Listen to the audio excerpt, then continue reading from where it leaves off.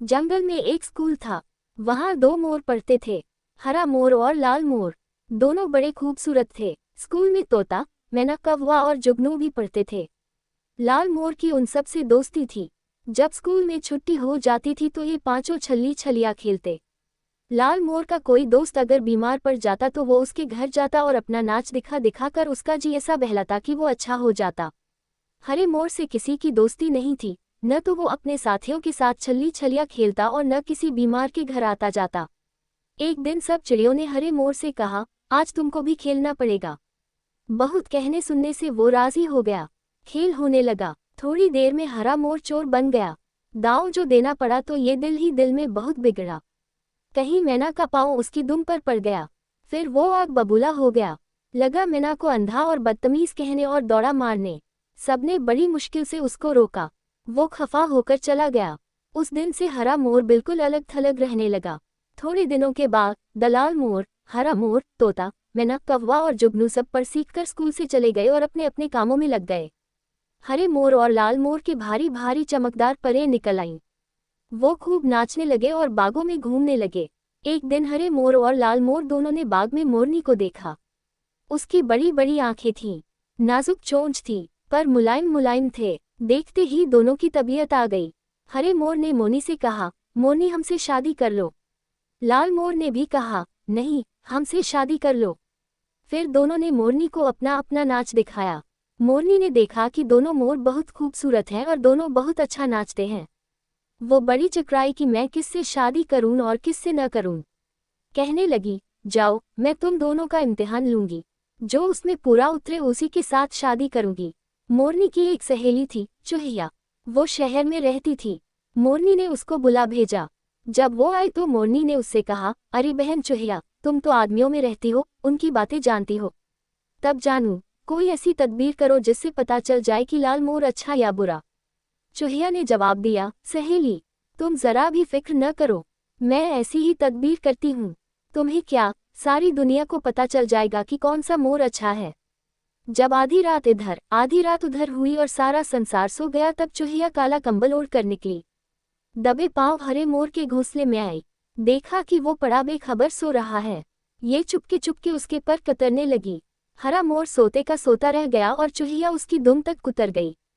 पर जो कट गए तो मोर अंदर से लाल गोश्त का लोथरा रह गया। सुबह सवेरे हरे मोर की आंख खुली तो देखा कि मैं बिल्कुल लुंड मुंड हूँ। वो बहुत घबराया कि अब क्या करूं। कोई दोस्त तो उसका था ही नहीं जो राह बताता। वो घोंसले में अकेला पड़ा रहा। हरे मोर के पंख कट गए थे, इसलिए आज दाना चुगने भी नहीं जा सकता। जब सारा दिन बीत गया और भूख प्यास से बुरी हालत हो गई तब किसी न किसी तरह पेड़ से नीचे उतरा और खेत की तरफ चला। रास्ते में उसे बतखें और मुर्गियां मिली जो हरे मोर को इस हालत में देखकर हंसने लगी और बतखें कहने लगी, कर्र कर्र कर्र कर्र, कैसी बेशर्म चिड़िया है, अपने पर उतारे बाजार में नंगी घूम रही है। मुर्गियां कहने लगी, कटाकट कटाकट, मारो तो इस नंग धड़न को। चूजों ने जो देखा तो लगे तालियां बजा बजा चिढ़ाने, दुम कट गई, पर झड़ गए, फिरते हैं लिंडूरे। है मियां चिरकुट, है मियां चिरकुट। कहीं गश्त लगाते हुए उधर आ निकले सिपाही बिलाओ। उन्होंने देखा मोर को तो समझे कि बोटी है। फिर तो वो उस पर झपट पड़े और ये भागा अपनी जान लेकर। सिपाही बिलाव चिल्लाने लगे, अरे बोटी भागती जा रही है। हरे मोर ने भागकर बड़ी मुश्किल से अपनी जान बचाई और बिलाव के डर से इधर उधर दुबकता फिरने लगा। आखिर जब भूख प्यास से मरने लगा और बहुत आजिज़ आ गया तो एक गिद्ध के दरवाजे पर जाकर कहने लगा, तू मुझे खा ले। चमर गिद्ध को उस पर तरस आ गया। हरा मोर वही दिन गुजारने लगा। उसका दिया हुआ सड़ा हुआ गोश्त खाता, संडास का पानी पीता और गुलामों की तरह उसका काम काज करता रहता। दूसरी रात चूहिया ने लाल मोर के पर भी काट डाले। लाल मोर ने जब देखा कि मेरे सब पर गायब है तो रोने लगा कि भला अब मोरनी मेरे साथ शादी क्यों करने लगी। मैना और कौवा उस दिन जो अपने दोस्त मोर से मिलने आए तो उनको उसकी मुसीबत का पता चला। वो दोनों उसे समझाने लगे कि ऐसी बीमारियां आती ही रहती हैं, घबराओ नहीं, कोई न कोई राह निकल ही आएगी। मैना जाकर कहीं से दाने बटोर लाई। कौवा एक चपाती उठा लाया। फिर तीनों ने मज़े से बैठकर खाना खाया और आपस में ऐसी हंसी की बातें हुई कि लाल मोर अपनी मुसीबत भूल गया। जब तीनों खा पी चुके और लाल मोर की ढारस बंध गई तब मैना और कौवा बैठकर सोचने लगे कि क्या किया जाए कि लाल मोर के पर फिर से निकल आएं। कौवे ने कहा, हकीम की दवा से पर फिर से निकल सकते हैं। मगर उसके घर का रास्ता बहुत मुश्किल है। राह में दो बड़े भयानक मैदान पड़ते हैं, पीला मैदान और काला मैदान। पीले मैदान में रात को ओले पड़ते हैं और काले मैदान में दिन को। इसलिए पीला मैदान दिन भर में पार कर लेना होगा, नहीं तो ओलों से सर फट जाएगा। फिर बिना दम लिए रात में काला मैदान पार करना होगा। लाल मोर ने कहा, मैं पैदल बड़ा तेज भाग सकता हूँ, पार कर लूंगा। कौवे ने कहा, एक मुश्किल और है। जमीन पर एक बड़ा भारी सांप रहता है, जो पैदल जाने वालों को निगल जाता है।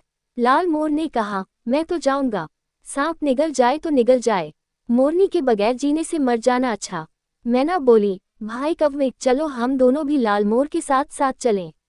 जहां सांप निकला मैं तुमको बता दूंगी, फिर दोनों मिलकर उसको मार डालेंगे। तीनों ने दूसरे दिन चलने की ठान ली। दूसरे दिन लाल मोर, कौवा और मैना भी हकीम के घर को चले।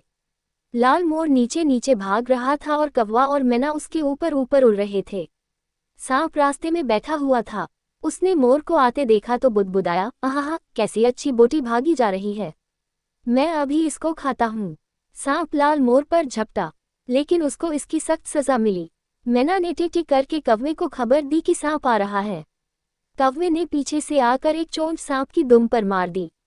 सांप जो पलटा कौवे की तरफ तो मैना ने पीछे से आकर एक दूसरी चोंच रसीद कर दी उसकी दुम पर। फिर दोनों ने मिलकर सांप के इतनी चोंचें मारी कि उसका कचूमर निकल गया और वो मर गया। सांप को मारकर फिर तीनों मंजिल की तरफ चल खड़े हुए और सूरज डूबते डूबते पीला मैदान पार हो गया और काला मैदान आ गया। एक तो मैदान काला, उस पर रात का घुप अंधेरा। लाल मोर घबरा कर कहने लगा, बहन मैना और भाई कौवे, मुझे तो रास्ता नहीं सूझता। मैना बोली, भैया घबराओ नहीं, वो सामने जो रोशनी दिखाई दे रही है, ये मियाँ जुगनू का घर है। चलो उनसे कहें कि हमको रोशनी दिखा दें। तीनों पहुंचे जुगनू के घर। उन तीनों की बड़ी खातिर की, चाय पिलाए, खाना खिलाया और फिर उनके साथ चल खड़ा हुआ। भयानक अंधेरा छाया हुआ था। उसके आगे आगे मियाँ जुगनू रोशनी दिखाते जा रहे थे। पीछे पीछे जमीन पर लाल मोर भाग रहा था और उसके ऊपर मैना और कौवा उड़ रहे थे। चारों भागते रहे। जैसे जैसे सुबह करीब आती जाती मैना और कौवा जुगनू से कहते, भाई जुगनू और तेज, नहीं तो अगर सुबह हो गई तो ओले पड़ने लगेंगे और हम लोगों के सर फूटने लगेंगे। मियाँ जुगनू कहते, हम थके जा रहे हैं, इतना तेज नहीं चल सकते। मैना और कौवा कहते, भाई जरा हिम्मत से काम लो तो हमारा काम बन जाएगा। सुबह होते होते काला मैदान में पार हो गया। लाल मोर ने हकीम के दरवाजे पर पहुंचकर कहा, मैं आऊं। अंदर से हकीम साहब का कुत्ता निकला। उसने कहा, भाग, मैं तुझे अंदर नहीं घुसने दूंगा, तेरे पर नहीं है, तू कोड़ी है। ये कहकर कुत्ता भौंकने लगा, भान भान भान भान। इतने में किसी ने ऊपर से कहा, भाई लाल मोर, तुम कहाँ? ऊपर एक पिंजरे में भाई तोते मिट्ठू मियाँ बैठे हुए थे। लाल मोर ने उनको अपनी बिपता कह सुनाई। तोता बोला, भाई मोर, घबराओ नहीं, मैं आदमी की बोली जानता हूँ, अभी हकीम साहब से दवा दिलाता हूँ। फिर तोते ने दुत दुत करके कुत्ते को भगाया। जब हकीम साहब बाहर आए तो तोते ने लाल मोर को दवा दिलवा दी। दवा खाते ही लाल मोर के पर और दुम निकल आए, जो पहले से ज्यादा खूबसूरत चमकदार थे। लाल मोर के अच्छा होने की मैना, कौवा, जुगनू और तोता चारों ने बड़ी खुशियां मनाए। फिर मैना, कौवा, जुगनू और लाल मोर तोते से रुखस्त हो गए और उड़कर मैदानों को पार करके जंगल आ गए। मोरनी ने लाल मोर का सारा किस्सा सुना तो वो भी उस पर आशिक हो गई। दिल में चुहिया के इम्तिहान की तारीफ करने लगी। इस तरह साफ पता चल गया कि कौन सा मोर अच्छा था, कौन सा बुरा। फिर बड़ी धूमधाम से लाल